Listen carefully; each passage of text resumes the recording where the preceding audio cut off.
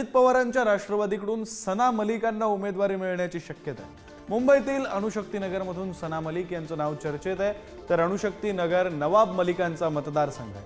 अगदी काही दिवसांआधीच अजित पवारांकडून सना मलिक यांची प्रवक्त्या म्हणून नियुक्ती देखील करण्यात आली। प्रतिनिधी अजय माने सध्या आपल्यासोबत फोन लाईनवरून जोडले गेलेले आहेत, त्यांच्याशी बातचीत करूया। अजय, आपण बातमी पाहतोय सना मलिक यांना उमेदवारी मिळण्याची शक्यता आहे। खरं तर नवाब मलिक यांच्या त्या सुकन्या आहेत आणि त्याच पार्श्वभूमीवर त्यांना उमेदवारी मिळण्याची देखील शक्यता आहे। काही दिवसांपूर्वी त्यांची प्रवक्त्या म्हणून नियुक्ती झाली होती। अजित पवारांची जनसन्मान यात्रा ज्यावेळी त्या भागात आली तेव्हा देखील सना मलिक त्या यात्रेमध्ये दिसल्या होत्या। काय नेमकं समजायचं, नवाब मलिक हे आता स्वतः बॅकफूटवर जाऊन सना मलिक यांना राजकारणात आणू पाहतायत?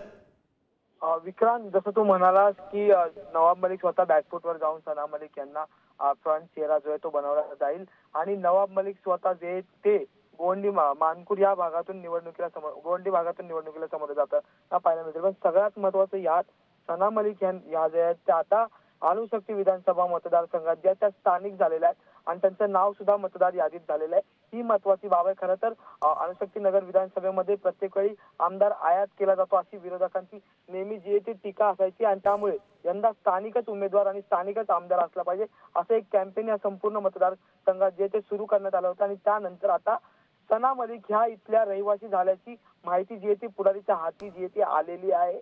सना मलिक यांनी देवनार येथे आपलं घर घेतलेलं आहे आणि तसंच त्याच इमारतीत त्यांनी पहिल्या मजल्यावर कार्यालय सुद्धा सुरू केलेलं आहे आणि त्यांचं मतदार यादीत जे ते नाव नोंदणी सुद्धा करून घेतलेले। त्यामुळे जरी एकीकडे विरोधकांनी संपूर्ण कॅम्पेन उभं केलं असेल की आम्ही स्थानिकच आमदार यंदा निवडून आणणार, तर आता सना मलिक सुद्धा स्थानिक झाल्याची माहिती जी आहे ती पुढारीच्या हाती आलेली आहे। त्यामुळे यंदा विधानसभेला अणुशक्ती नगरमध्ये नेमकी कुठल्या राष्ट्रवादीची हवा असणार हे पाहणं महत्त्वाचं ठरणार आहे। विक्रम, अगदी खरं अजय, धन्यवाद दिलेल्या या सविस्तर माहितीसाठी।